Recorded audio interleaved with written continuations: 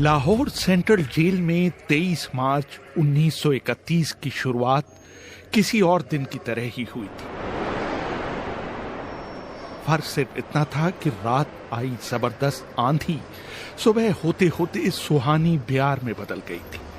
लेकिन जेल के कैदियों को उस समय थोड़ा अजीब सा लगा जब 4 बजे ही वार्डन चरत सिंह ने उनसे आकर कहा कि वो अपनी अपनी कोठरियों में चले जाएं। उन्होंने इसका कोई कारण नहीं बताया। उनके मुंह से सिर्फ ये निकला कि ऊपर से आदेश है। अभी कैदी सोच ही रहे थे कि माजरा क्या है। जेल का नाई बरकत हर कमरे के सामने से फुसफुसाते हुए गुजरा कि आज रात भगत सिंह, राजगुरु और सुखदेव को फांसी दी जाने वाली है। जेल के कैदियों ने बरकत से मनुहार की कि वो फांसी के बाद भगत सिंह की कोई भी चीज उन्हें ला दे, ताकि वो अपने पोतों पोतियों को बता सकें कि कभी वो भी भगत सिंह के साथ जेल में बंद थे। बरकत भगत सिंह की कोठरी में गया और वहां से उनका पेन और कंघा ले आया। सारे कैदियों में उस पर अधिकार जताने की होड़ सी लग गई। आखिर में इसके लिए ड्रॉ निकाला गया। अब सब कैदी चुप हो चले थे। उनकी निगाहें उनकी कोठरी के सामने होकर जाने वाले रास्ते पर लगी हुई थी। भगत सिंह और उनके साथी फांसी पर लटकाए जाने के लिए उसी रास्ते से गुजरने वाले थे। एक बार पहले जब भगत सिंह उसी रास्ते से ले जाए जा रहे थे तो पंजाब कांग्रेस के नेता भीमसेन सच्चर ने ऊंची आवाज कर उनसे पूछा था, आप और आपके साथियों ने लाहौर षड्यंत्र केस में अपना बचाव क्यों नहीं किया? भगत सिंह का जवाब था, इनकलाबियों को मरना ही होता है, क्योंकि उनके मरने से ही उनका अभियान मजबूत होता है, अदालत में अपील से नहीं। वार्डन चरत सिंह भगत सिंह के खैर ख्वाह थे और अपनी तरफ से जो कुछ बन पड़ता था उनके लिए करते थे। उनकी वजह से ही लाहौर की द्वारकादास लाइब्रेरी से भगत सिंह के लिए किताबें निकालकर जेल के अंदर आ पाती थी। भगत सिंह पर खासा काम करने वाले चमन लाल अपनी किताब भगत सिंह डॉक्यूमेंट्स में लिखते हैं, भगत सिंह को किताबें पढ़ने का इतना शौक था कि एक बार उन्होंने अपने स्कूल के साथी जयदेव गुप्ता को लिखा था कि वो उनके लिए कार्ल लीबनेक की मिलिट्रिज्म, लेनिन की लेफ्ट विंग कम्युनिज्म और अपटन सिंक्लेयर का उपन्यास द स्पाई कुलबीर के जरिए भिजवा दें। भगत सिंह जेल की कठिन जिंदगी के आदी हो चले थे। उनकी कोठरी नंबर 14 का फर्श पक्का नहीं था, उस पर घास उगी हुई थी। कोठरी में बस इतनी सी जगह थी कि उनका 5 फीट 10 इंच का शरीर बमुश्किल उसमें समा पाए। भगत सिंह को फांसी दिए जाने से 2 घंटे पहले उनके वकील प्राणनाथ मेहता उनसे मिलने पहुंचे थे। मेहता ने बाद में लिखा था कि भगत सिंह अपनी छोटी सी कोठरी में पिंजड़े में बंद शेर की तरह चक्कर लगा रहे थे।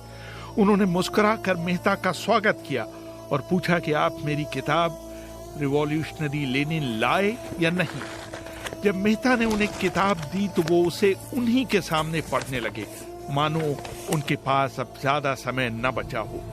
मेहता ने उनसे पूछा कि क्या आप देश को कोई संदेश देना चाहेंगे? भगत सिंह ने किताब से मुंह हटाए बगैर कहा, सिर्फ 2 संदेश, साम्राज्यवाद मुर्दाबाद और इनकलाब जिंदाबाद। इसके बाद भगत सिंह ने मेहता से कहा कि वो पंडित नेहरू और सुभाष बोस को मेरा धन्यवाद पहुंचा दें, जिन्होंने मेरे केस में गहरी रुचि ली थी। भगत सिंह के साथ ही रहे शिव वर्मा अपनी किताब रेमिनिसेंसेस ऑफ फिलो रिवॉल्यूशनरीज में लिखते हैं, मैं भी उसी जेल में था जिसमें भगत सिंह को रखा गया था। एक शाम हमारी जेल के ताले खोले गए और हमसे बाहर निकलने के लिए कहा गया। सरकार चाहती थी कि भगत सिंह की फांसी से पहले हमें वहां से हटा दिया जाए। गेट की तरफ जाने से पहले जेल के सुपरिटेंडेंट ने हमसे पूछा, क्या तुम अपने कॉमरेडों से मिलना चाहोगे? हमें भगत सिंह की कोठरी के बाहर ले जाया गया। उन्हें देखते ही मेरी आंखों में आंसू आ गए। भगत सिंह ने मुझे कहा, ये भावुक होने का समय नहीं है, जल्दी ही मैं सारी चिंताओं से मुक्त हो जाऊंगा। तुम वादा करो कि तुम हार नहीं मानोगे। इतना कहकर उन्होंने सींगचे से अपने हाथ बाहर निकालकर मेरे हाथों को पकड़ लिया। जैसे ही जेल सुपरिटेंडेंट ने ये दृश्य देखा, उसने चिल्लाकर आदेश दिया, मार्च। ये मेरी भगत सिंह से आखिरी मुलाकात थी। भगत सिंह से मिलने के बाद मेहता राजगुरु से मिलने उनकी कोठरी पहुंचे। राजगुरु के अंतिम शब्द थे, हम लोग जल्द मिलेंगे। सुखदेव ने मेहता को याद दिलाया कि वो उनकी मौत के बाद जेलर से वो कैरम बोर्ड ले लें जो उन्होंने उन्हें कुछ महीने पहले दिया था। मेहता के जाने के थोड़ी देर बाद जेल अधिकारियों ने तीनों क्रांतिकारियों को बता दिया कि उनको वक्त से 12 घंटे पहले ही फांसी दी जा रही। अगले दिन सुबह 6 बजे के बजाय उन्हें उसी शाम 7 बजे फांसी पर चढ़ा दिया जाएगा। भगत सिंह मेहता द्वारा दी गई किताब के कुछ पन्ने ही पढ़ पाए थे। उनके मुंह से निकला, क्या आप मुझे इस किताब का एक अध्याय भी खत्म नहीं करने देंगे? भगत सिंह ने जेल के मुस्लिम सफाई कर्मचारी बेबे से अनुरोध किया कि वो उनके लिए उनको फांसी दिए जाने से एक दिन पहले शाम को अपने घर से खाना लाए। लेकिन बेबे भगत सिंह की ये इच्छा पूरी नहीं कर सके, क्योंकि भगत सिंह को 12 घंटे पहले फांसी देने का फैसला ले लिया गया और बेबे को जेल के गेट के अंदर घुसने ही नहीं दिया गया।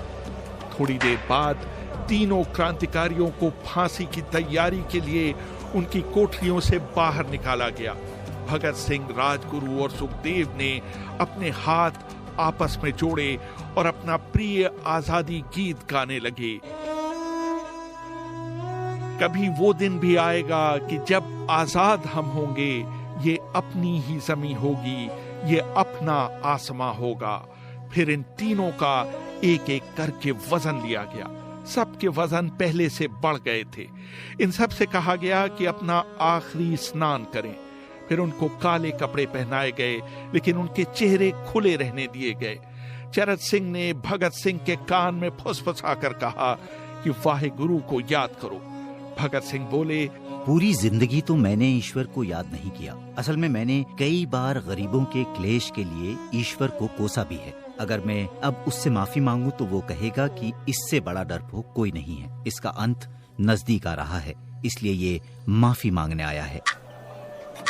जैसे ही जेल की घड़ी ने 6 बजाए, कैदियों ने दूर से आती कुछ पद चापें सुनी। उनके साथ भारी बूटों के जमीन पर पड़ने की आवाजें भी आ रही थी।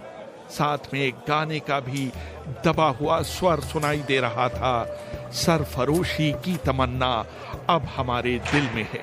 तभी अचानक जोर जोर से इनकलाब जिंदाबाद और हिंदुस्तान आजाद हो के नारे सुनाई देने लगे। फांसी का तख्ता पुराना था, लेकिन फांसी देने वाला काफी तंदुरुस्त था। फांसी देने के लिए मसीह जल्लाद को लाहौर के पास शाहदरा से बुलवाया गया था। भगत सिंह इन तीनों के बीच में खड़े थे। वो अपनी मां को दिया गया वो वचन पूरा करना चाहते थे कि वो फांसी के तख्ते से इनकलाब जिंदाबाद का नारा लगाएंगे। भगत सिंह पर किताब लिखने वाले प्रोफेसर मलविंदर जीत सिंह वराइच लिखते हैं, लाहौर जिला कांग्रेस के सचिव पिंडी दास सोंधी का घर लाहौर सेंट्रल जेल से बिल्कुल लगा हुआ था। भगत सिंह ने इतनी जोर से इनकलाब जिंदाबाद का नारा लगाया कि उसकी आवाज सोंधी के घर तक सुनाई दी। उनकी आवाज सुनते ही जेल के दूसरे कैदी भी नारे लगाने लगे थे। तीनों युवा क्रांतिकारियों के गले में फांसी की रस्सी डाल दी गई। उनके हाथ और पैर बांध दिए गए। तभी जल्लाद ने पूछा, सबसे पहले कौन जाएगा? सुखदेव ने सबसे पहले फांसी पर लटकने की हामी भरी। जल्लाद ने एक एक कर रस्सी खींची और उनके पैरों के नीचे लगे तख्तों को पैर मारकर हटा दिया। काफी देर तक उनके शव तख्तों से लटकते रहे। बाद में उन्हें नीचे उतारा गया और वहां मौजूद डॉक्टरों लेफ्टिनेंट कर्नल जे नेल्सन और लेफ्टिनेंट कर्नल NS सोधी ने उन्हें मृत घोषित किया। कुलदीप नैयर अपनी किताब विदाउट फियर में लिखते हैं, एक जेल अधिकारी पर फांसी का इतना असर हुआ कि जब उससे कहा गया कि वो मृतकों की पहचान करे तो उसने ऐसा करने से इनकार कर दिया। उसे उसी जगह पर निलंबित कर दिया गया। बाद में एक जूनियर अफसर ने ये काम अंजाम दिया। पहले योजना थी कि इन सब का अंतिम संस्कार जेल के अंदर ही किया जाएगा, लेकिन फिर ये विचार त्यागना पड़ा क्योंकि अधिकारियों को आभास हुआ कि जेल से धुआं उठते देख बाहर खड़ी भीड़ जेल पर हमला कर सकती है। इसलिए जेल की पिछली दीवार तोड़ी गई। उसी रास्ते से एक ट्रक जेल के अंदर लाया गया और उस पर बहुत अपमानजनक तरीके से उन शवों को एक सामान की तरह फेंक दिया गया।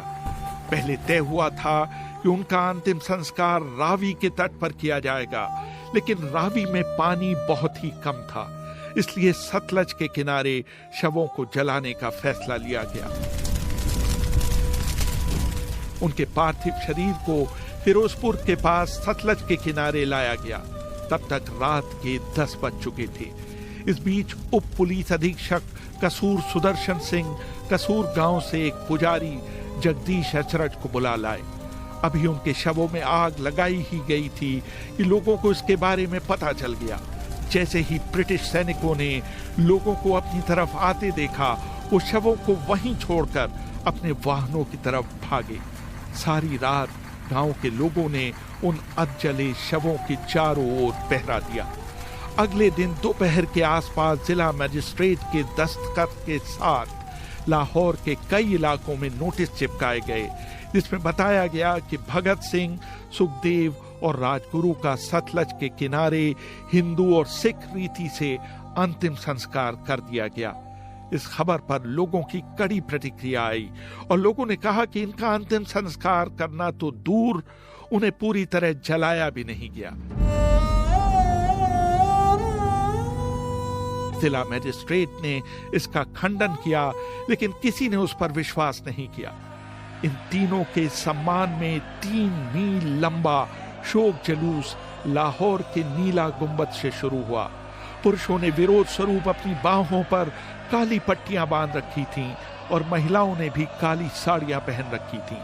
लगभग सभी लोगों के हाथ में काले झंडे थे। लाहौर के मॉल से गुजरता हुआ जुलूस अनारकली बाजार के बीचों बीच जा रुका।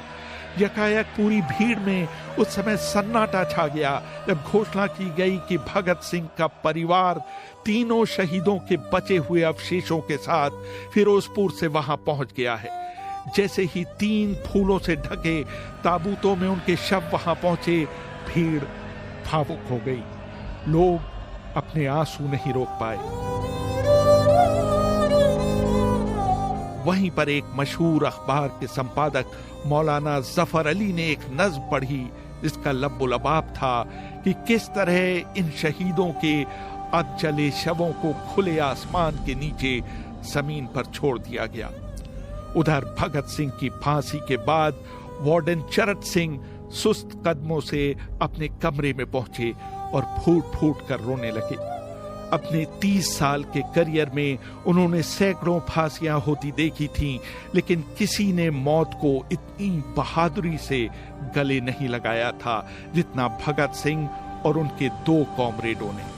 कम से कम उस समय किसी को इस बात का अंदाजा नहीं था कि 16 साल बाद उनकी शहादत भारत में ब्रिटिश साम्राज्य के अंत का एक कारण साबित होगी और भारत की जमीन से सभी